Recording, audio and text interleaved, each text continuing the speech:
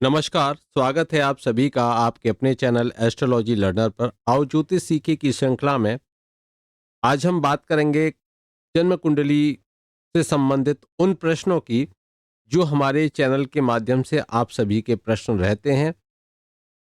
आज हम जानेंगे कि आपके क्या प्रश्न हैं और उन प्रश्नों का हम कैसे उत्तर दे सकते हैं। उसका उत्तर देने का प्रयास करेंगे। तो चलिए आपके ही प्रश्नों के उत्तरों के साथ में आज हम उपस्थित हैं। आज के इस कार्यक्रम में शुरू करते हैं।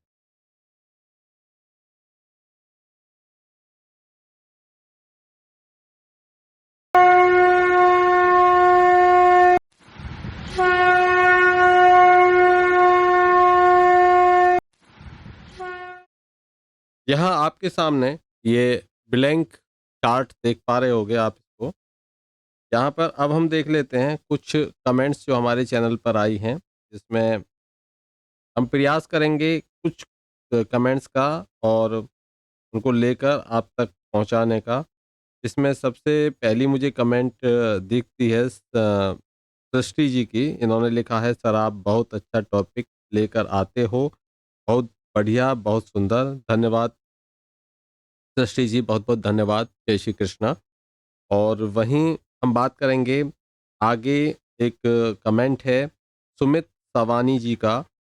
सुमित सवानी जी पूछते हैं कि मेरी सिस्टर है, इनकी डेट ऑफ बर्थ 1 जुलाई 1996 है। तो यहाँ पर जो डेट ऑफ बर्थ है, डेट ऑफ बर्थ इनकी कितनी है? इनकी है 1 जुलाई। आप नोट कर सकते हो, 1/7/1996 ये इनकी डेट ऑफ बर्थ है।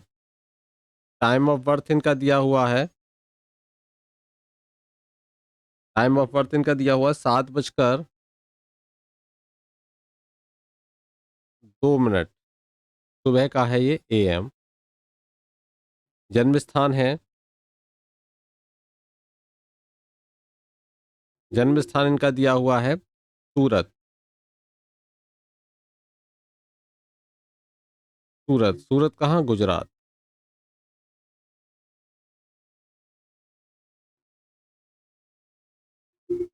ठीक है, सूरत गुजरात का इनका जन्म है। इनका प्रश्न अब हम समझ लेते हैं, इनका प्रश्न क्या है। इनका प्रश्न है कि ससुराल रिच मिलेगी कि नहीं, लड़का कैसा होगा, डेट ऑफ जॉब में होगा कि बिजनेस में, ससुराल में संबंध कैसा कैसे रहेंगे, शादी कब होगी।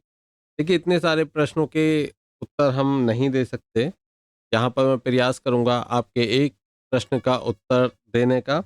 बाकी थोड़ा हल्का-फुल्का मैं आपको ज़रूर बता दूँगा। ग्रह गोचर की स्थिति आपको ये समझा दूँगा, कौन से ग्रह यहाँ पर प्रॉब्लम दे सकते हैं, विवाह में क्या हो सकता है और इसके आप उपाय करके विवाह में यदि देरी है या वैवाहिक संबंधों में यदि समस्या है, तो आप उसको कैसे ठीक कर सकते हैं।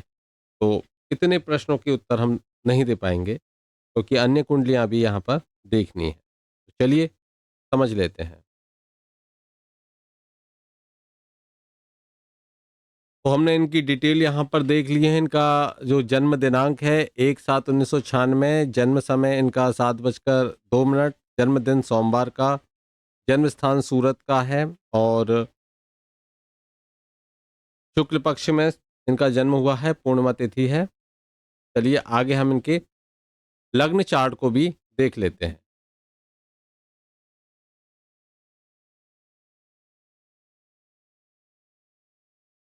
लग्न चार्ट को आप देखिए, लग्न चार्ट पर यहाँ मिथुन लग्न में इनका जन्म हुआ है और यहाँ पर सूर्य और बुध जो कि स्वयं लग्नेश हैं, बुध वे विराजित हैं। वहीं सप्तम भाव की, क्योंकि प्रश्न सप्तम से संबंधित है, विवाह से संबंधित है, तो सप्तम भाव की हम चर्चा कर लेते हैं। देखिए, स्त्री की कुंडली है, तो स्त्री की कुंडली में जो सप्तम भाव के साथ में अष्टम भाव जो सौभाग्य का भाव है, वह भी देखा जाता है। यहाँ पर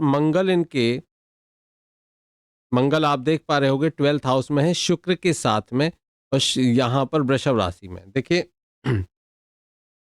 यदि वृषभ राशि में मंगल हैं, तो वहाँ मंगल दोष का प्रभाव बहुत ही कम हो जाता है। मंगल दोष है, लेकिन मंगल दोष का प्रभाव कम हो जाता है और शुक्र यहाँ पर बैठे हुए हैं, अपनी ही राशि में बैठे हुए हैं। तो यहाँ पर शुक्र के, क्योंकि मंगल के का जो अनिष्टकारी प्रभाव है, वह यहाँ पर थोड़ा कम मिलेगा, अधिक प्रभाव यहाँ देखने को नहीं मिलेगा। मांगलिक दोष का यहाँ प्रभाव अधिक नहीं होगा, तो मैं इसको निम्न मांगलिक दोष कह सकता हूँ। अब यहाँ पर हम सप्तम की चर्चा करें तो सप्तमेश यहाँ पर गुरु बृहस्पति होते हैं। 7th हाउस के लॉर्ड गुरु बृहस्पति होते हैं।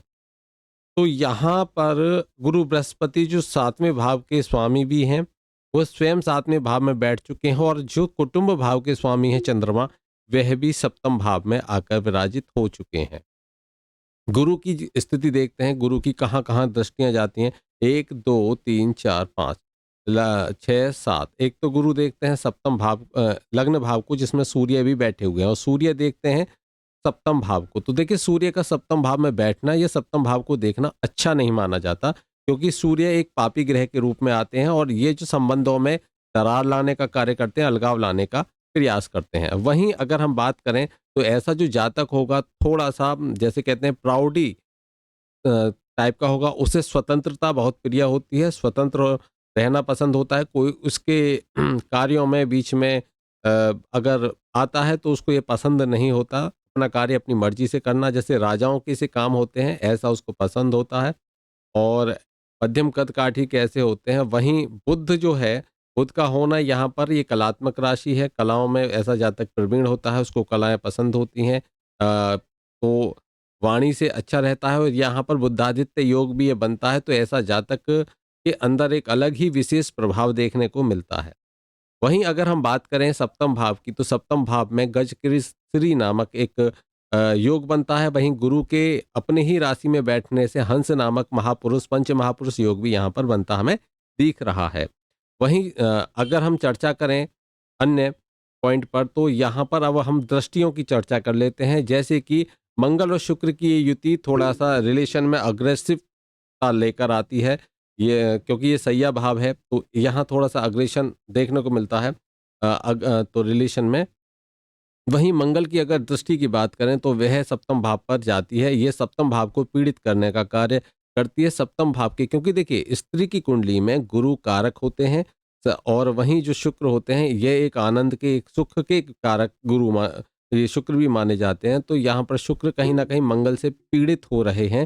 बेशक शुक्र यहाँ पर अपने स्थान बल उनको प्राप्त हो जाता है, क्योंकि यहाँ पर सबसे ज्यादा अगर कोई सुखी होता है तो शुक्र होते हैं 12th हाउस में। यहाँ पर ये अपनी ही राशि में है, तो यहाँ पर इनका प्रभाव अच्छा रहेगा। लेकिन यहीं ये पंचम भाव के अधिपति, त्रिकोण भाव के अधिपति भी द्वादश भाव में चले गए हैं, तो ये पंचम से संबंधित थोड़ी सी समस्याएं यहाँ पर इस जातक को बन सकती हैं, जातिका को। वहीं अगर हम बात करें कि यहाँ पर जो मातृ पक्ष से जो इनका जो अम, माता है, माता को थोड़ी सी, क्योंकि यहाँ राहु उपस्थित है और शनि की दृष्टि है यहाँ पर चतुर्थ भाव में, तो अपने ग्रह यानी कि जो मातृभूमि है, या हम कहते हैं, क्योंकि भवन भवन भूमि वाहन और माता का ये भाव होता है चतुर्थ भाव, यहाँ इससे संबंधित पीड़ा स्पष्ट रूप से देखने को मिल रही है। वहीं अगर हम दृष्टियों की बात करें तो 1, 2, 3, 4, 5 राहु की दृष्टि पंचम यानी कि ससुराल पक्ष पर जाती है, इसलिए ससुराल में कुछ ऐसे रहस्यात्मक लोग भी होंगे जो कहीं ना कहीं समस्याएं दे सकते हैं। वहीं राहु की जो दृष्टि है वो अष्टम भाव पर भी जाती है और अष्टम भाव के अधिपति शनि पर भी जाती है। अब हम देखते हैं कि शनि की दृष्टि कहाँ कहाँ जाती है। तो शनि की दृष्टि अगर हम देखें तो ये है, दसम दृष्टि जो है वो सप्तम भाव पर जाती है और सप्तम भाव के साथ साथ में सप्तमेश को भी पीड़ित करती है और वहीं पर यह है जो विवाह के कारक गुरु हैं उनको भी पीड़ित करती है। तो यहाँ ये शनि की, तो ये विवाह में देरी करने का प्रयास रहता है, विवाह में देरी होने की यहाँ पर समस्या रहती है। वहीं केतु को देखें तो केतु अष्टम भाव पर अपना प्रभाव डाले हुए हैं, उससे अब मंगल का हमने देख लिया, एक मंगल, सूर्य और शनि, ये तीन पापी ग्रह की दृष्टि है। वहीं शुभ ग्रह शुभ दृष्टि देखें, अब देखिए बुध जिसके साथ होता है वैसा फल उसका हो जाता है। तो यहाँ बुध भी एक तरह से पापी हो चुके हैं सूर्य के साथ बैठकर, वो भी अपना प्रभाव दिखाएंगे। वहीं जो गुरु और चंद्रमा की ये युति है तो ये एक अच्छी युति है। तो वैवाहिक में कुछ संभावनाएँ ऐसी हैं जो थोड़ी-सी बाधाएँ देखने को मिलें, लेकिन फिर भी गुरु और चंद्रमा की ये युति इसको सँभाल लेगी। यह स्थिति इतनी विकट स्थिति नहीं दिख रही है, लेकिन हाँ, समस्याएँ दिख रही हैं। ससुराल पक्ष से थोड़ी-सी समस्याएँ इनको देखने को मिल सकती हैं। लेकिन वहीं शनि भाग्याधिपति होकर अगर हम देखें तो अष्टम से तीसरे भाव में बैठे हुए हैं, और नवम भाव जो, क्योंकि वो भाग्य के अधिपति भी हैं, वहाँ से वह कर्म भाव में जाकर बैठ चुके हैं। तो एक तरह से ये शनि क्या है, त्रिकोण भाव के अधिपति हैं, और त्रिकोण भाव के अधिपति केंद्र में जाकर बैठ गए हैं, जिससे कि केंद्र त्रिकोण का जो राजयोग है वह इनकी जन्म पत्रिका में बनता है। बात आती है कि आपका एक प्रश्न था कि इनके जो पति होगा वो कैसा होगा। तो देखिए यहाँ पर जो सप्तम भाव है, सप्तम भाव में एक अच्छा योग बना हुआ है, सूर्य का प्रभाव है। तो ऐसे लोग अधिकतर जो या तो स्वयं या उनके जो जीवन साथी हैं, वह सरकारी विभाग से संबंधित होते हैं, और सरकारी विभाग में एक पदाधिकारी भी हो सकते हैं। और क्योंकि यह राशि गुरु की है तो शिक्षण क्षेत्र में विशेषकर ऐसे लोगों का रुझान होता है, शिक्षण क्षेत्र में ऐसे लोग जाते हैं। और वहीं इनकी जन्म पत्रिका में दसम भाव में शनि बैठे हुए हैं, और शनि केतु के साथ में यहाँ पर विराजित हैं। अ, और यह गुरु की राशि में केतु बैठे हुए हैं, तो यहाँ पर केतु की स्थिति अच्छी हो जाती है। तो इस आधार पर यहाँ पर हम देख पा रहे हैं कि इनके जो वैवाहिक संबंध होंगे, इनके जो पति होंगे, वो एक अच्छे पदाधिकारी हो सकते हैं, अच्छे पद पर अ, वह हो सकते हैं, और सरकारी डिपार्टमेंट से उनको लाभ प्राप्त हो सकता है, क्योंकि सूर्य यहाँ पर लग्न में विराजित हैं इस जन्म पत्रिका में। अब बात आती है कि ये हमने देखा लग्न चार्ट, अब थोड़ा-सा हम विश्लेषण करते हैं चंद्र कुंडली का।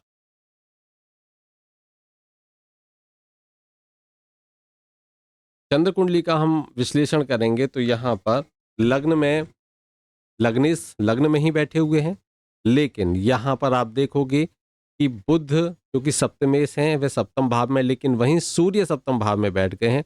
सूर्य को वैवाहिक संबंधों के लिए अलगाव का कारक माना जाता है। यह रिलेशन में डिस्टरबेंस करता है। लेकिन यहाँ पर मैं दो बात आपसे कहना चाहूँगा, क्योंकि शुक्र यहाँ पर सप्तमेश हो जाते हैं, तो इस कुंडली के आधार पर स्पष्ट होता है कि ऐसे जातक के जो अ, चंद्र कुंडली के आधार पर ऐसे जातक के जो उम, जीवन साथी होते हैं, जातिका हैं ये, तो इनके जो जीवन साथी हैं होंगे, वह कहीं न कहीं कलात्मक होंगे। और यहाँ पर ये स्पष्ट है कि बिज़नेस की तरफ, व्यवसाय की तरफ उनका रुझान होगा, क्योंकि बुध व्यवसाय के कारक भी हैं। वहीं सूर्य का साथ होने से ऐसे व्यवसाय से संबंधित हो सकते हैं, जैसे कि जो सरकारी विभाग से संबंधित होते हैं, जैसे कि गवर्नमेंट के कॉन्ट्रैक्टर होते हैं, यह भी एक व्यवसाय है। तो वह सरकारी विभाग से भी जुड़े होंगे और अपने व्यवसाय से भी जुड़े होंगे। यह स्थिति यहाँ पर चंद्र कुंडली से स्पष्ट होती है। कभी-कभी जब अलगाव की हम बात कर रहे हैं तो कोई आवश्यक नहीं कि उसका अर्थ आप सीधे डायरेक्ट ऐसे लगाओ कि वो डाइवोर्स की कंडीशन है, नहीं।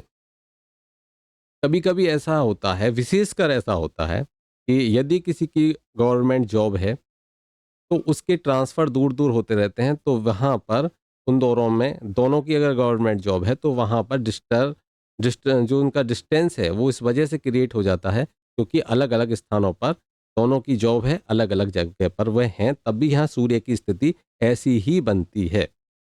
वहीं छठे घर में यहाँ पर मंगल आ गए, तो यहाँ पर मांगलिक दोष नहीं बनता है। मंगल का छठे घर में आने पर मांगलिक दोष नहीं बनता है, तो चंद्र कुंडली में मांगलिक दोष नहीं है। और लग्न कुंडली में 12th में मांगलिक दोष निम्न स्तर का बनता है, तो उसका इतना प्रभाव नहीं दिख रहा। लेकिन फिर भी आप अगर मंगल से संबंधित मंगल चंडिका स्तोत्र का इनसे पाठ कराएं, तो विशेष रूप से इनको और भी ज़्यादा इसमें आराम होगा।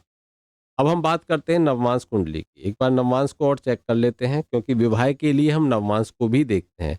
देखिए यहाँ पर स्थिति थोड़ी सी खराब दिख रही है, क्योंकि नवमांश कुंडली में बुध क्या होते हैं, यहाँ पर ये जो राशि जो लग्न है, ये वर्गोत्तम हो चुकी है, तो अच्छी होती स्थिति है लग्न की तो।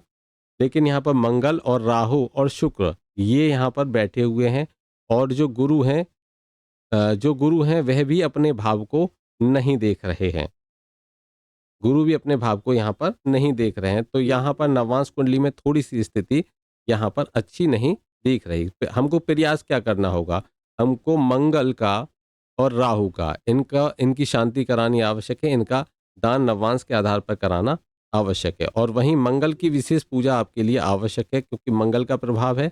और साथ ही साथ शनि की भी आराधना कीजिए, शनि की शांति कराइए, जिससे विवाह में आने वाली बाधाएं और देरी समाप्त हो सके, जो व्यवधान विवाह में आ रहे हैं वह नहीं आए। तो यहाँ पर आपको जो प्रयास करना है, और शनि, सूर्य और मंगल, इन तीनों की शांति इनसे कराइए। सूर्य को आप इनसे एक जल देने का एक कार्य करें, सूर्य को जल दें, जिसमें लाल पुष्प डालकर जल देना प्रारंभ करें। आदित्य हृदय स्तोत्र का ये पाठ करें। साथ ही साथ मंगल के लिए मंगल चंडिका स्तोत्र का इनसे पाठ कराइए। तो यह मंगल दोष का जो प्रभाव है या मंगल की जो दृष्टि का प्रभाव है वह कम होगा। साथ ही साथ यह गुरु से संबंधित कोई, जैसे कि गुरु से संबंधित कोई रत्न है या गुरु से संबंधित हल्दी को किसी पीले कपड़े में बांधकर अपने शरीर पर कहीं धारण कर सकते हैं या अपने तकिए के नीचे रखकर सो सकते हैं, उससे भी इनको ये लाभ होगा। तो विवाह में जो आने वाली बाधाएं हैं वह समाप्त होंगी। अब बात कर लेते हैं कि विवाह योग की। तो चलिए इनकी हम दशा आदि देख लेते हैं कि दशा आदि के आधार पर कि क्या स्थिति दिख रही है। सबसे पहले तो हम गोचर को ही देख लेते हैं। गोचर में अगर आप देख पा रहे होगे तो गुरु कहाँ पर है? एक। अब देखिए इनकी जो सप्तम भाव में कौन सी राशि है, तो सप्तम भाव में 9 नंबर है। क्या गुरु की दृष्टि यहाँ पर आती है? गोचर में आ रहे गुरु की 1 2 3 4 5 6 7 8 9, तो गुरु यहाँ पर देख रहे हैं। तो यहाँ पर गोचर में गुरु इनके लिए शुभ हैं, विवाह के लिए शुभ हैं, क्योंकि उनकी सप्तम भाव पर दृष्टि है। तो वर्तमान में भी विवाह की जो चर्चाएं हैं, बातें हैं, वे चल रही होंगी। लेकिन क्योंकि शनि की दृष्टि और मंगल की दृष्टि से यहाँ पर डिस्टरबेंस हो रहा होगा, तो उनको उनके लिए आप मैंने जो उपाय बताए हैं उन उपायों को कीजिए, तो उससे आपको लाभ होगा। वहीं चंद्र कुंडली के आधार पर भी आप देख लीजिए। चंद्र कुंडली के आधार पर हम गोचर को देख लेते हैं। यहाँ पर सप्तम जो राशि बैठती है वह किसकी हो जाती है? बुध की। अब यहाँ पर गुरु कहाँ है? गुरु यहाँ बैठे हुए हैं। शनि के देख लीजिए, शनि की स्थिति क्या है? 1 2 3 4 5 पंचम दृष्टि से, जब जो पंचम शनि से पंचम का और नवम का रिलेशन है इनका, गुरु से तीसरा और एकादश का यहाँ पर रिलेशन बन रहा है। तो लग्न कुंडली से यहाँ पर इनकी स्थिति बन रही है। और तो यहाँ पर इनके दो अभी हम विष्णुत्तरी दशा के आधार पर भी देख लेते हैं क्या स्थिति यहाँ इनकी विष्णुत्तरी दशा में अगर हम देखें तो वर्तमान में चंद्रमा की इनके ऊपर महादशा चल रही है। और चंद्रमा में भी देखें हम तो यहाँ पर अब तक राहु चले इन पर, जिन्होंने पीड़ित किया। जो D9 चार्ट में आपने देखा होगा, राहु ने तो इनको विवाह में समस्याएं उत्पन्न करी। अब इसके बाद में चंद्रमा और गुरु की इनके ऊपर दशा चल रही है। चंद्रमा की महादशा, गुरु की अंतर्दशा इनके ऊपर चल रही है। वहीं इनके यहाँ पर सितंबर तक चंद्रमा में गुरु, गुरु में केतु की जो प्रत्यंतर दशा है, यहाँ पर इनके लिए जो शुभ समय है वह चंद्रमा में जो यहाँ पर ये देखिए, यहाँ तक देखिए, गुरु में गुरु चल रहे हैं मार्च,